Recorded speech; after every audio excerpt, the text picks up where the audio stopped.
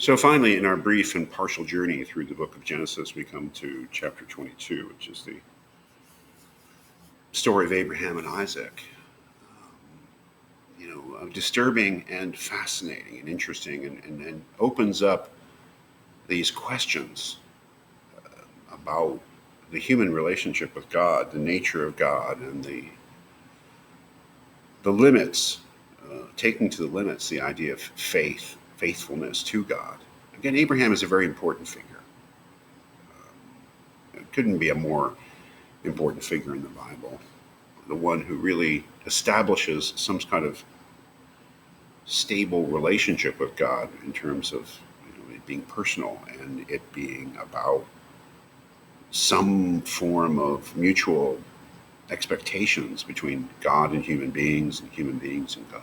In any case, this story of Abraham, who after all has been given this child, he and Sarah have been given this child in their old age. It's the story of sacrifice.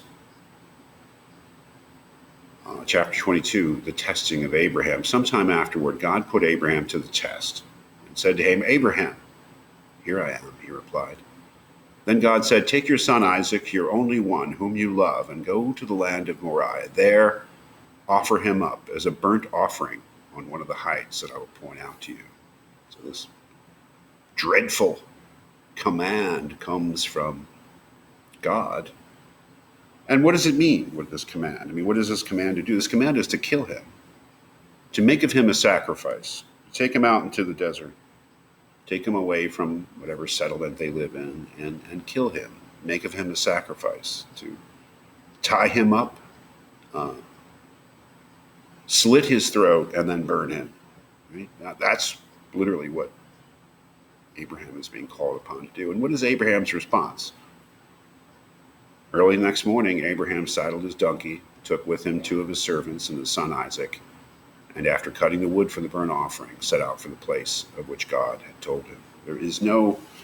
I have to tell you, one of the things that I find personally most brilliant and interesting about this passage is that we get absolutely no insight into Abraham's internal mental state, his response, his emotional, psychological response to this dreadful command. He just goes ahead and does what he's asked to do. And what's wonderful about that, I think, is that we have to come up with that ourselves. Right? Is Abraham going through some agonizing internal struggle about whether he should obey God? Is he not going through any struggle at all, just saying, well, God told me to do this, I'm going to do that? I mean, we have to supply that interpretation ourselves. The text doesn't do that for us. But he just goes out and does it, right? That's what we get, is the actual narrative, just a fact. The story goes along. On the third day, Abraham caught sight of the place from a distance. Abraham said to his servants, "Stay here with the donkey while the boy and I go over there. We will worship and then come back to you." Well, we do get a sense there he's not revealing to his servants what his plans are. He says, we'll come back to you. So Abraham took the wood for the burnt offering and laid it on his son Isaac, while he himself carried the fire and the knife. As the two walked on together, Isaac, who's just a little boy, right, Isaac, spoke to his father Abraham. "Father," he said. "Here I am," he replied. Isaac continued, "Here are the fire and the wood, but where is the sheep for the burnt offering?" "My son," Abraham answered, "God will provide the sheep for the burnt offering." And then the two walked on together. And that God will provide the offering, what does that mean? Because Isaac is the offering at this point. But as it turns out, there will be a sheep provided. So we don't know what Abraham knows or doesn't know. We just know that he's obeying God. And he's seemingly about to kill his son. When they came to the place of which God had told him, Abraham built an altar there and arranged the wood on it. Next, he bound his son Isaac, first binds him, and put him on top of the wood on the altar. So he's about to do it. He's about to do this dreadful thing. He's bound him, tied him up. He's put him on the wood in preparation for being burnt, and he's going to slit his throat with a knife.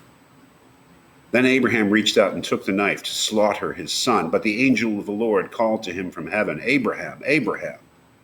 Here I am, he answered. Do not lay your hand on the boy, said the angel. Do not do the least thing to him. For now I know that you fear God, since you did not withhold from me your son, your only one. Abraham looked up and saw a single ram caught by its horns in the thicket. So Abraham went and took the ram and offered it up as a burnt offering in place of his son. Wow. Just an amazing story, and raises the most fundamental theological and philosophical and moral questions about the human relationship to the divine. If God tells you to do something horrible and dreadful, well, God told you to, I suppose that means that you must do it. But if it goes against the basic principles of morality and decency, if God tells you to murder a child, should you do it? Abraham shows himself willing to do it, and God stops him. Of course, it's absolutely vital to the story that God does not let Abraham go ahead and do what he's been ordered to do. But he was willing to do it, apparently. So, and this is counted to him as righteousness. Right? And so this story is bound to awaken us all sorts of questions and objections. How could God do this to Abraham? How could Abraham be willing to do this to Isaac? And is Abraham's willingness to do this to be counted as a virtue? Should we think better of Abraham because of his willingness to carry out God's order, or should we think worse of him? I don't know. But nothing could be a more challenging, disturbing, and fascinating part of the Bible than this story in Genesis 22.